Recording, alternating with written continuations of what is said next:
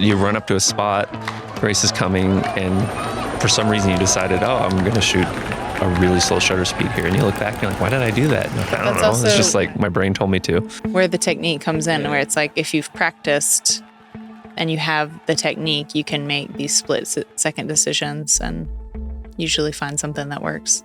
Because everything is more or less the same every year. So it's like, how can you do this differently? I mean, you don't want to fall into the trap of just, painting by numbers. And the only way to do it differently is to try something different. I have one that I've been taking on the corner of the car for a few years. And you don't want to say it's your shot, but I don't think a lot of people were shooting it, but now people are shooting it. So when you talk about things I wish I could change, I wish I could think in that like 4-dimensional space a little better. And like, I'm only thinking about what I'm taking. Jered and Ashley, it's an honor to finally have you on the Castelli Podcast. But first of all, I would like to know where we are sitting today. Where are we finding you? And is this your temporary home? No. We are currently sitting in Badia, as in Alta Badia in the Dolomites in Italy. This has been our home for 4-ish years. But actually in a little over a day, we're moving to Girona. So with excitement, but also heavy hearts. But we also know that we're going to be back here as soon as it gets hot in Girona, so it's fine. We're sitting here in Badia. It's been a wonderful day. It's evening now. It's getting late. We're all a bit tired. We got back from a ride. Beautiful ride, by the way. We had a nice dinner together, and now we're recording this podcast here in the middle of the Dolomites in the Badia Valley. You remember when you came here the first time? I always forget about this, but we came here the first time in 2009 in the fall of it. We drove down here because Ashley was studying in Innsbruck, and we came down here and I had read this on some like ancient GeoCities webpage, and someone had said, the Sella Ronde is the most beautiful ride ever. And I definitely noticed that when we were in Innsbruck, we weren't far from here. And so I convinced Ashley to come down here, and we got a rental car. I was terrified to drive. Like, I thought these mountains were the craziest thing I'd ever seen. On the main road, too. It's the best part. So we rode here the first time in 2009. No, that was 2008. And then 2009, we were here in April. We were supposed to shoot a stage of the Giro del Trentino, which we totally missed, and then just went for a ride on the Sella Ronde anyway. But then what you were asking about is when we actually basically met Igor, and that was 2012 at the Giro. They had a stage that went over Valparola, and just like kind of in passing, met Igor as we were about to ride up Valparola with another photographer, Dan Petitucci. And then it was, I think, the next year that we really started. It didn't take long. We hit it off pretty quickly with Igor, and then it was full gas after that. And yeah, it's basically they adopted us for a while. We kept stuff in their barn because we didn't have an apartment until September 2020. We were homeless or living at the Castelli apartment or living at friends' apartments.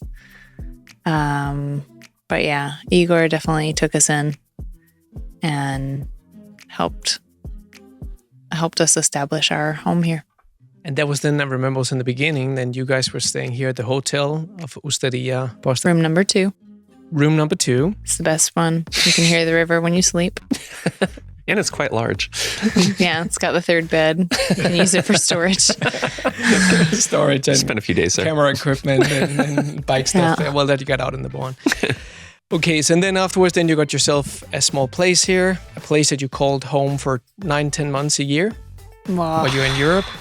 I mean, it was our base. I feel like the longest we're anywhere is probably Belgium, which is probably 5-ish, 6 weeks at the longest consecutive place. But we were always 2 here. months here? Yeah, 2 to 3, depending on the year. Brutal. Like, I hate to say it, but it's like, But let's get into that during the interview here. We'll get into Belgium, into Flanders. We'll get into Georgia. So just get ready. Hopefully you guys have juiced up now on chocolate, cakes, and Close of water. I could use some more chocolate. Igor. Okay. So let's kick off the real interview with 10 questions where both of you can answer. What's the most surreal place you've ever slept during a race season? Could it be that ultra expensive That's pretty good. hovel that we stayed in this year at the tour? Surreal. Yeah, that was surreal. Go for it. Tell me about it. Oh, it was deep in the tour. I mean, last few days. Stage 18 when they went to Courchevel. And we were supposed to stay in some overflow hotel that was a long way away. It would have been Ashley, me, I think Taylor, and A couple other. and a couple others. Yeah, I think here. So the team then got us a room just because it didn't make any sense to go to this overflow that was, I think it was more than 2 hours away. 2 hours plus away. And then they were going to have to come back in the morning, which was just going to be untold amounts of misery. So we got this, beyond obscenely overpriced apartment for what it was. It was a bunk awful. bed, like a full-size bunk bed, which Jered and I slept on. Our colleague slept above us in the twin bed, which didn't have the arm, so he couldn't, roll out at any point. And then our friend Taylor slept on the pull-out couch. Okay. And this princely apartment was 1,000 euros a night. No way. it was bad. Vive le tour. Yeah, It was brutal. Was that in Courchevel? Yeah. That's probably the reason then. Yeah. Okay, best piece of professional advice you ever received? Received. Maybe from Dan Petitucci. Charge more. You're part of the problem. Charge more. Yeah, that was actually, thanks, Dan. That was a pretty important lesson. That was a big And stepping what stone. year was that? 2012, 11, 12. So that was something like the that. early years. Yeah. It was really, Yeah. really early. Okay, favorite photo you ever taken and why? If you can only pick one. Mine is easy. It's a picture of Ashley on a climb just over from here up to Medalgus. And it was shot, I actually know this, October 18th, because I always check because it was just such perfect conditions. I always mean to go try to retake that picture, and it's never happened ever since. But it was just the way she is on what I think is one of the prettiest, aesthetically speaking, flows of a road with giant mountains in the background. She's right smack in the middle of it. You can see how hard she's going because it's so steep and difficult, and the light is just the way that light only gets, it seems like, that point in October in the autumn. And it was like the most perfect thing ever. And I think if I ever took one picture with me and said, this is what we did, I think it would be that one. So maybe that also answers the next one, my next question. A photo you wish you could have back for another try. Oh, no, I have Lots of those. a lot of those. Oh, boy. Do you have one in mind? I know what you would say. Oh. Let's I do have know both mine. of you answer this one then. Oh, man, I do have an answer for that. Go on. Oh, this one kills me. Oh, God. This is so funny because when I tell the story, it's not going to sound like anything, but at Roubaix one year, there was actually they're there every year now. But the first year they were there that I saw them, and I think most everybody saw them, they were just amazing, just ultra energy, had a bunch of Flanders flags, and they were just going for it. And 4 or 5 photographers shot them from the front, and I was like, no, I can't do that. I don't want to sit next to them and take that picture because I just don't want to take the same picture. And every single time I see that picture now, I regret it. I kind of want to get that picture printed to remind myself that sometimes, I think I have actually learned this lesson because that day, but just to remind yourself that just because there are people taking that picture doesn't mean that you can't. And it was 100% the correct picture, and it is beautiful.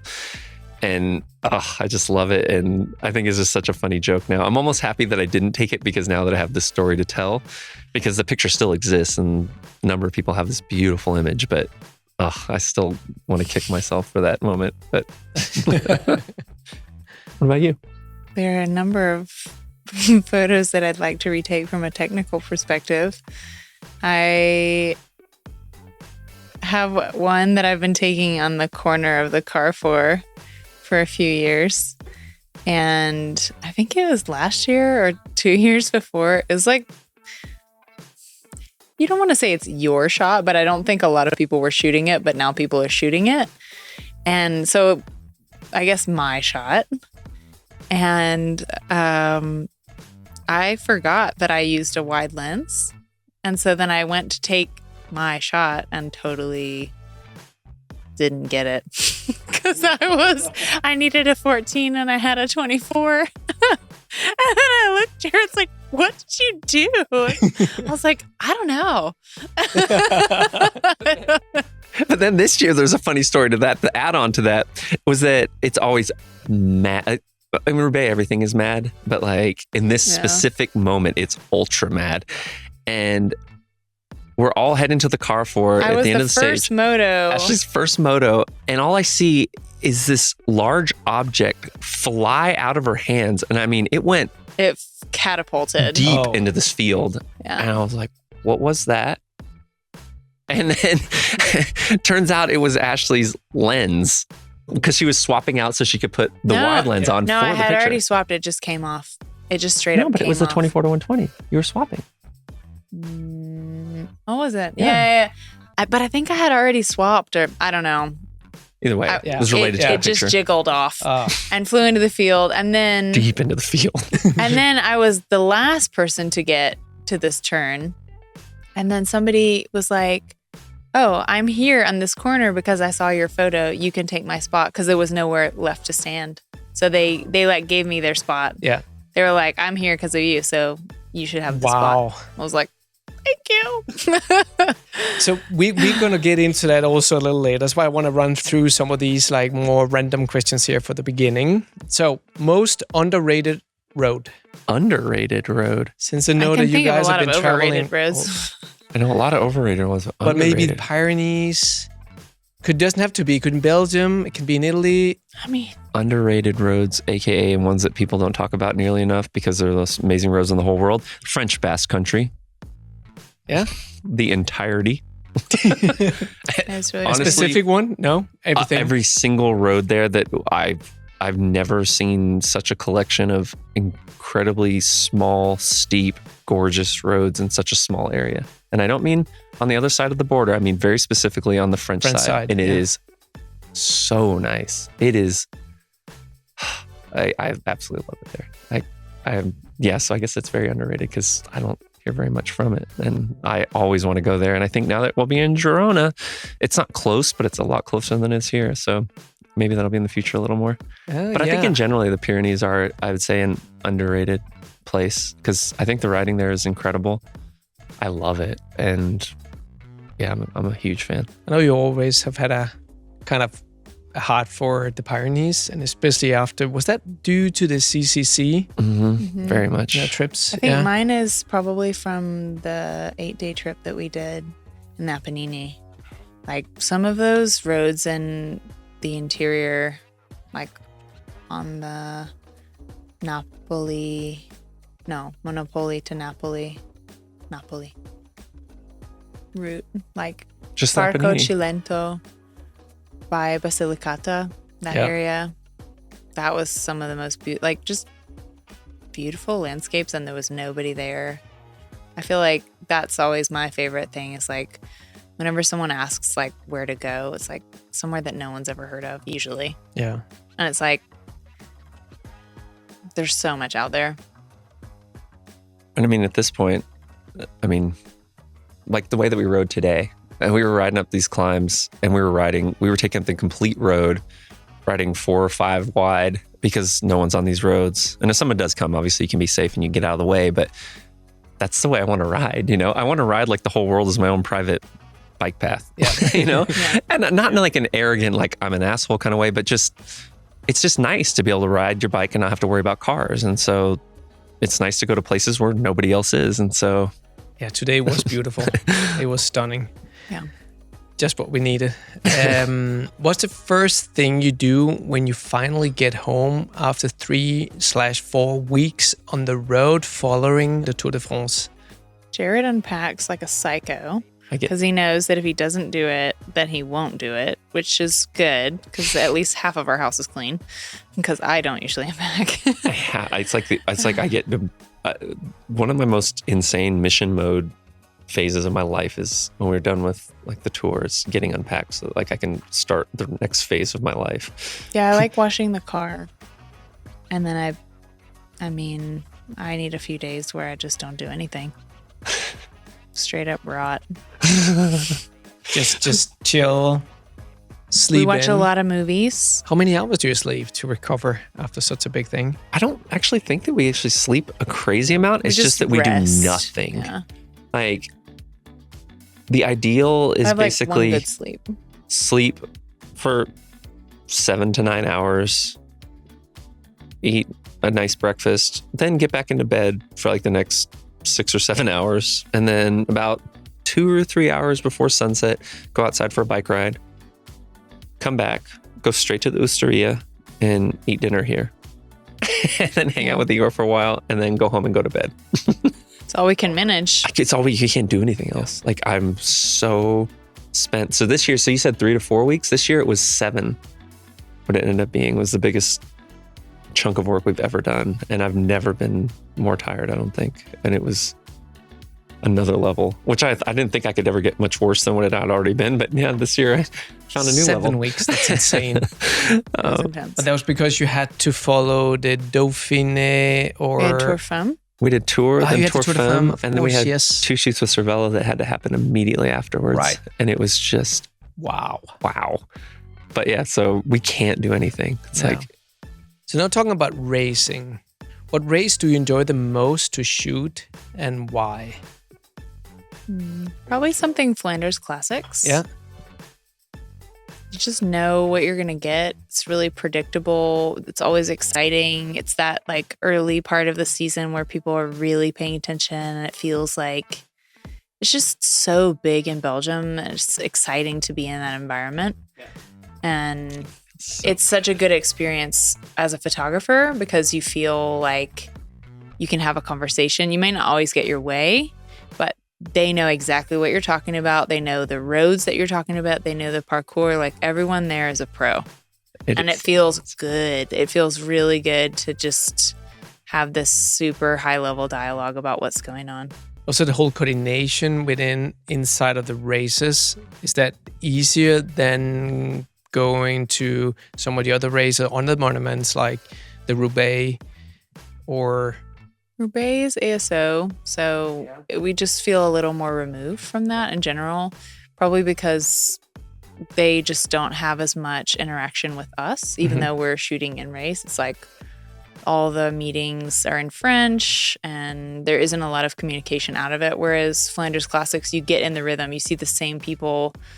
It'll be year after year, but it's like, okay, see you on Wednesday, see you on Friday, see you on Sunday, it's like, so you get in a rhythm, you know their faces, you know who to talk to. It's just like a lot more familiar. Whereas ASO, it's like that weekend and then you go to Liège or go to the Ardennes. But it's just, you don't feel the same. I don't feel the same closeness and affection. It is something. It's funny you mentioned it. Like, I actually just got excited thinking about it. Like, those races are so stressful in Flanders, but at the same time, it feels like you're part of something bigger. Like you go to these meetings every couple days, then and it's like all the same faces, and Scott Sunderland is talking to you, but he's like talking to you, like if you have a question and like you can have a discussion about this, and it just feels the way I dream that it could feel always. And you just feel like you count in a way, even if there are still definitely struggles in terms of what we're allowed to do and that stuff. But I'll try not to get into that.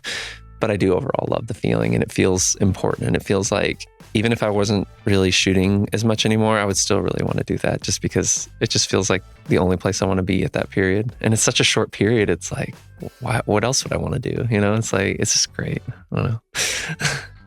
If we have to talk about technique, is it important or is it all about the eye, or mix of both? I think it's a mix. I think you can take a totally out of focus picture and it's still great. And you can take a totally in-focus picture and it's... Bleh. Yeah, I think it just depends on the situation. Obviously, it's good to do what you're doing with intention and be conscious. And I think that's the most important thing in general. It's just like, you made this decision for a reason. You're trying to lead them to understand something about the situation or blur something because it's not important or give a feeling one way or another. I think it really is just kind of a user decision, yeah. And you're also making these decisions, especially like in say like the spring classics in like a 1 second moment. You run up to a spot, the race is coming, and for some reason you decided, I'm going to shoot a really slow shutter speed here. And you look back and you're like, why did I do that? And you're like, but I don't that's know. Also it's just like my brain told me to. Where the technique comes in, where it's like if you've practiced and you have the technique, you can make these split-second decisions and usually find something that works. Because at a certain point, like, you're good at executing whatever it is that you chose. It might not be the objective best answer, but if you've been doing this a lot and you've practiced a lot, you can execute whatever it is well, and then usually it works fine, sort of. How often do you then leave a race like in Flanders, one of the many races there, with the feeling like what you described here before with the shutter speed? Why did I change the shutter speed? With the feeling like, I gotta come back next year. I got this great idea now. I want to redo it. Unfortunately, it's not a photo shooting. We could just have the riders come back and do it all over again. Or where you found this other great location that you feel like, that's gonna be my spot next year. For sure, that happens. I mean, he'll be talking about it. He'll be like, now we're driving somewhere and Jered's thought about a turn at a whatever race. I'm just like, okay. I mean, we definitely think about it. You think about it on the day of, I think. I think about it, especially because we try and get there a little bit early and we try to ride as much as we can. And that really helps me. Because that's the thing, like, because everything is more or less the same every year. So it's like, how can you do this differently? I mean, you don't want to fall into the trap of just, painting by numbers. And the only way to do it differently is to try something different. But at the same time, you don't want to hurt what you're doing. So like this year, I made my life really difficult, but I actually took what I thought was a really fun picture on the Kwaremont the first time up that involved some serious crazy, because there's so many people and the moto had to park up around the middle in the village. And I was probably 400 meters down and shooting inside of this gigantic crowd. And so I had to run up the road on the cobbles after I took the shot. And I mean, the road's barely a car width wide, so it's like, but they're not going that fast. So you can basically run at the speed of the cars. But then somebody lit a flare right in front of me with a rider going there. And like, I had to stop and shoot it because obviously. And then all of a sudden I wasn't really with the rider anymore that I was running behind, who had been dropped because then it was safe, and all of a sudden I was like with the cars and you're like, oh God, I gotta go faster. And it's just, but yeah, like, you're always looking for a new shot. And I've been thinking about that because every time you come up on the Kwaremont, you see the crowd there every year, it just gets bigger. And it's so hard to be able to get to it because of the way the barriers are set up, and it's awful. And then you have to get out of there so fast so you can get back ahead and you can go take your other shots. And so it's like, how do I get here? And it's just sometimes in that case, just brute force and kind of holding your nose and covering your ears and not listening to people honking at you. and knowing what they're screaming at you. But also knowing that it's actually okay. Like, I'm not endangering anybody, and they're also going to catch up in plenty of time to be able to service anybody who has a problem. Like, it's just everybody's really high strung in a bike racing situation. Like, so out of the three, you named the first one here, the Kwaremont, Paterberg, or the Koppenberg. Koppenberg could be difficult to shoot, but which one is your all-time favorite? I think the Koppenberg is the most beautiful of the three for me. I like the Paterberg next, and then the Kwaremont third. I like the Kwaremont on the day of the Ronde a lot. But I like it on the day of the race with the fans. Oh, when they have the full fans there, that is a special spot. It was weird during COVID. Oof. We really missed the fans. But then we didn't miss the fans because we remembered how easy life was. Oh God, it was so easy to move around. You didn't even know, because that's like right when I was first allowed to be an in-race moto. My first Flanders as an in-race moto was the 2020 Ronde. And we did all the things that day and it was great. And then I remember, then the next year was also a no fan year. And then it was like, oh man, the fans will make this so much better. And then the next year it was like, oh my God, it's almost impossible to move in situations. Like entire roads are blocked, and you're just trying to get to a spot where you can do your job, but you can't even get into the race course, and it's something. How difficult was it then to get a slot on one of the motos? Because they're all very limited in races. But up to that point, you had to do all the logistics yourself, figuring out between the two of you where you would drop the car, where both of you would go on a stretch of road or pavé or berg cobble section, and then have two different locations and then move on after that. But you couldn't move on the race course, but you had to take secondary roads. You can move on the race course before and after the flags. How did that change come? Because due to your popularity, that you got accepted inside of that? We didn't ask soon enough. Okay. Now we look back at it because it took us 10 years. Sooner. I think we would have gotten a place sooner. But we didn't know. But when we started, we just thought there was no way. Like you saw the people that were on motos and you're like, oh, those are that'll never be me. Yeah. I really thought that. Like I remember seeing them at the race and I'm like, oh, it didn't even cross my mind to ask. It was like, oh, that's just not possible. I think we saw other people asking who were kind of starting around the same time that we started and that they were getting it. We're like, oh, well maybe I guess we'll we try. need to start asking. Yeah. But then we'll come into this a little later, but also the Giro d'Italia entry where you already had a real photographer badge as official photographer inside of the race. I mean, we had press credentials for a while. Okay. We've always had press credentials in the classics, but we weren't an in-race moto, which means that you could pass people and like shoot from the front and like really navigate the race. So how many motorbikes for photographers are allowed in a Flanders, for example? I think it's, Is it 9? 9. I think it's 9. Okay. Yeah. And they've subdivided that again now. And now so, it's 12. Is it 12? I think it's like 6 and 6. Oh. And for the women's, it was like 4 and 4. Huh. So you have to apply then how many months in advance, or are you just on the list? I mean... Must be you actually taking care of that logistic part. Correct. At this point, they're like, why haven't you applied yet? please send in your credentials. Okay. It's like, okay, sorry, I need to do that. But we've never been like, for something like the Giro, we've never been in race. Like because we work for ASO, I've had time on the moto in race at the tour, but we've never actually shot an entire grand tour on a moto. Okay. And that is definitely something I would really like to do before it's all done. Me.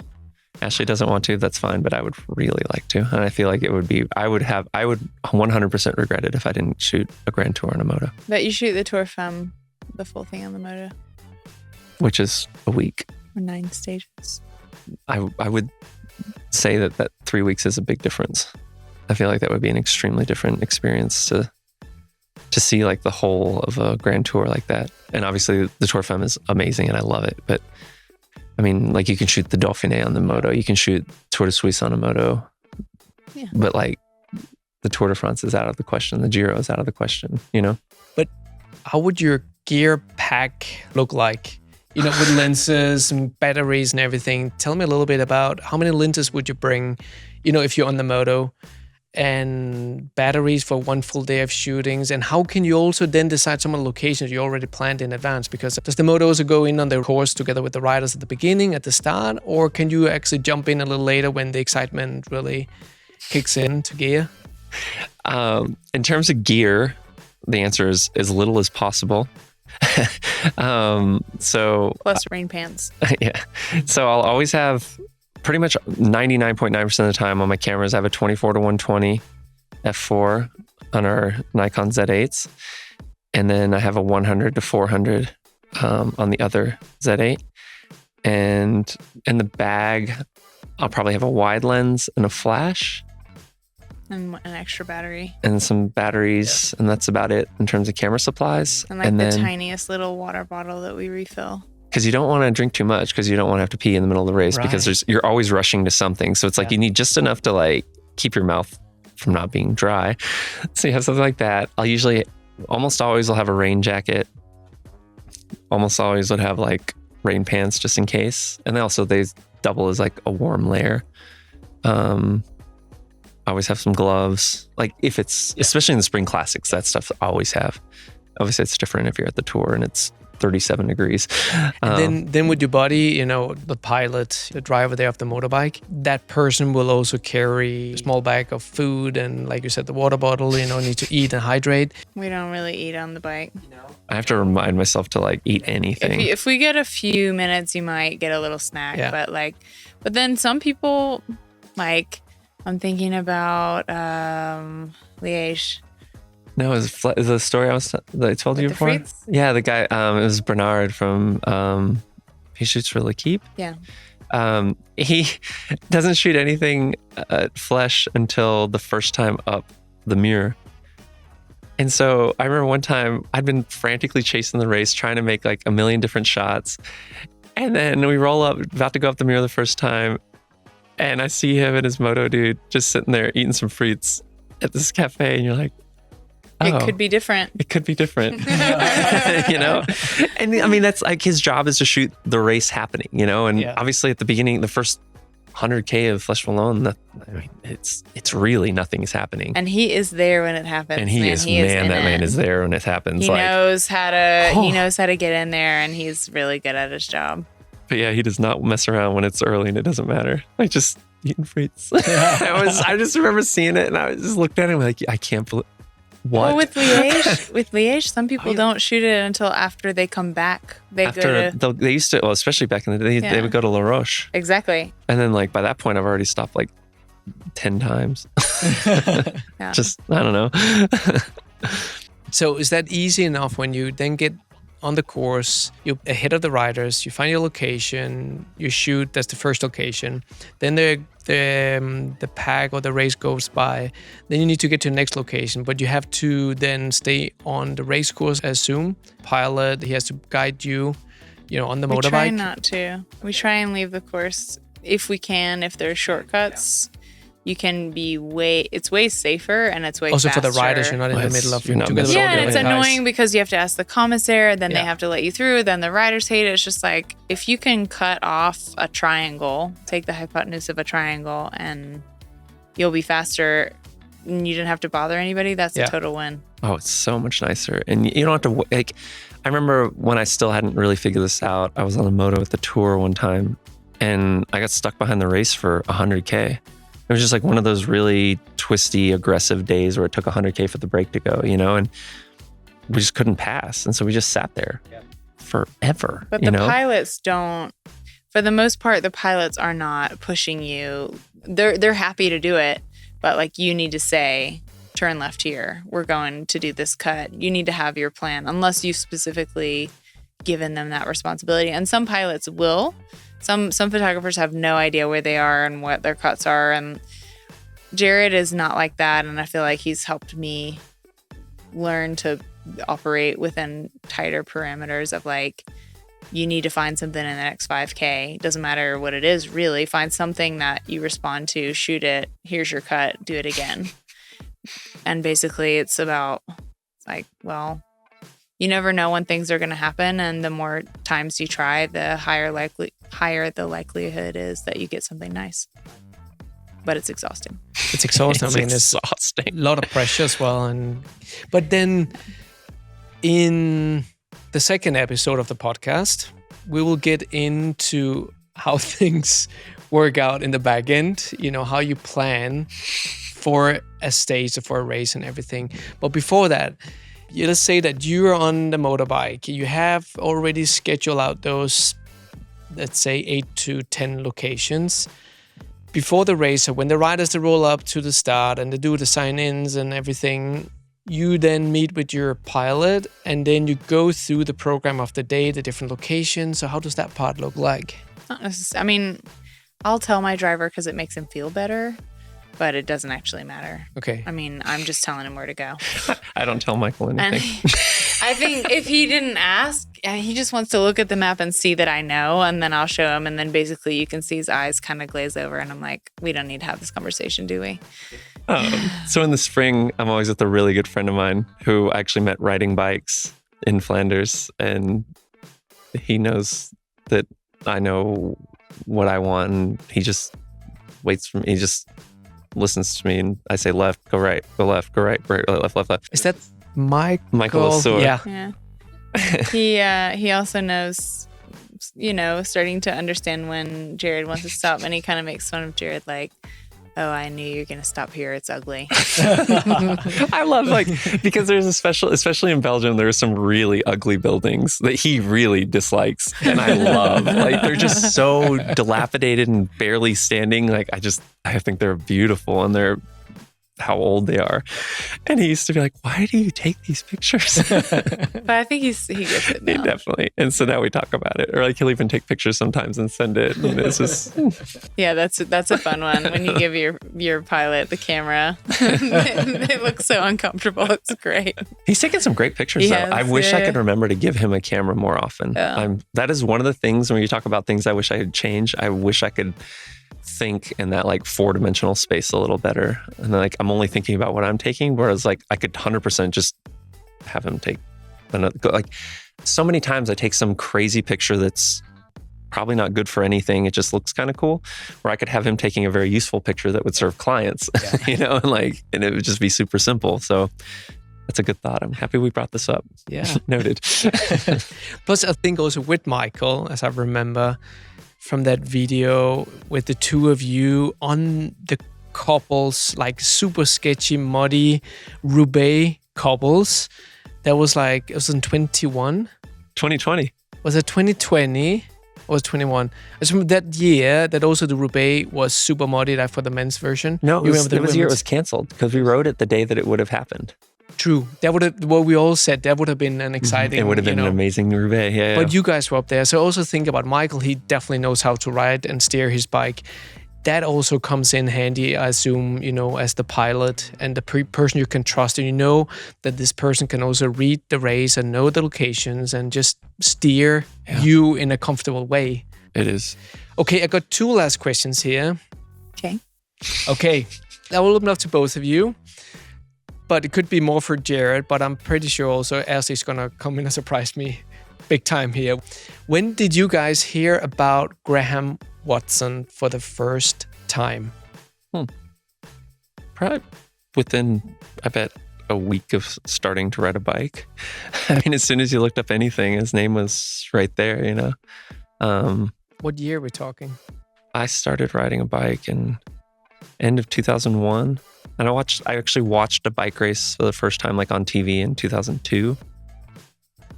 And it might have been because, wow, this gets deep. One of the couple that kind of in a way are responsible for the fact that we're here at all, the Dowds, John and Barbara Dowd, really were kind of patron saints of cycling in Athens and helped a lot of people over a long period of time.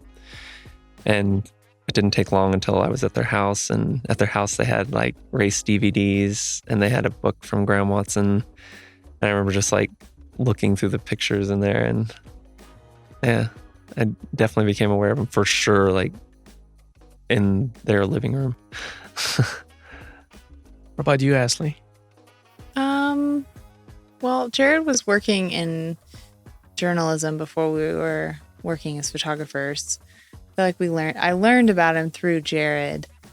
And then the way that Jered described Graham to me was he's the OG. And I knew he was still working when we started working. And so I was like, well, I want to be his friend. Yeah. And I feel it took a few tries, but yeah, I feel Graham and I email occasionally. Really, nice. Some really, he's extremely giving and open and full of advice and lots of perspective. Yeah. So I just, it's not we're pen pals every week or anything, but we've gotten to be on a panel with him for a photography contest. And it was fun seeing what photos he chose and the reasons. You know, he has got such an interesting history in the sport, and it's nice that we had some crossover with him. Yeah. So you see, I never met Graham in person. Would love to one day. My story here is from like mid-90s 90s when I would rush into town to get Cycle Sport magazine and then start like exactly what happened to you, Jered, then flicking through the pages of Cycle Sport. I would just look at pictures, and then I might just take another second run through and just looking at the pictures again and all the bike stuff and everything. And then I would start reading the articles. But like, yeah, Graham Watson was like the man, the god of race cycling photography. Okay, last one here. How do you describe what you do when someone outside of cycling asks you? I try not to talk about it. If that ever happened to you, I'm pretty sure it did. Just say I take photos for bikes, and sometimes I go to races like the Tour de France, and sometimes I work for the companies that supply the teams on the Tour de France, and sometimes I ride my own bike. They usually get it. A lot of times I feel like you say you do sports photography, mainly in cycling. And then cycling, yeah, because it's kind of winnowing down. But also you guys have done a ton of photography, not only cycling, of course, that is the big part of what you have done, but you have done photography for outdoor brands. You have worked on sporting goods brands. You have done everything from yoga to running to, trail running and mountaineering. One motorsport shoot. Yeah, motorsport shoot. Fun, yeah. Yeah, I mean, is this also to stimulate your creativity? I would say we're pretty open for whatever good projects come our way. I feel like I want something that's going to be interesting, and I don't really care if it's in cycling or not, like, period. I feel like there's a lot of crossover in terms of how you see things and the techniques and toolbox that we use that you can use to shoot anything. And I feel like it's just, I wouldn't say we're super ambitious in terms of trying to work extra. I feel like we're happy with what our little routine is, and we like our calendar, and so far it's working. But whenever interesting things do come our way, I would say we're always keen. Yeah, I mean, at the end of the day, I do think we're documentary photographers, and I feel like those skills can go to so many different places. Yeah. I mean, the only thing I think I feel uncomfortable in is a studio space, which is kind of terrifying, and that hasn't really gotten better over time. But I mean, it's cool to be in that space, especially once you get command over what your setup is. Like, that's going to just be as much fun, At the end of the day, it's just like taking pictures, whatever it is. There's just something about it that it's exciting. I always feel it's weird. Like, as soon as it really is time to take pictures, I always feel happy to be doing it. Yeah, it's a huge privilege. Huge. Yeah. Yeah. You've also seen the world. Been to Asia. Been US, of course, where you're from, all over Europe. I mean, I've been to a lot of countries. Ashley's been to Colombia and South Africa too. True, yeah. Yeah, Latin America we include here, yeah. Man. So, guys, I think this is a great way to wrap up the first episode with the two of you. The next one, we're going to go a lot deeper into some things, especially about how you guys met. Oh. How you got into photography, how the three of us we met, and how you plan, as we said earlier, how you plan a shooting and everything. So, let's do that on the second episode. Perfect. Well, thanks for coming down here to Usteria Posta. It was a long walk. Yeah, we were well supplied. Okay. Well, thanks for joining me here tonight, and see you on the next one. Yeah.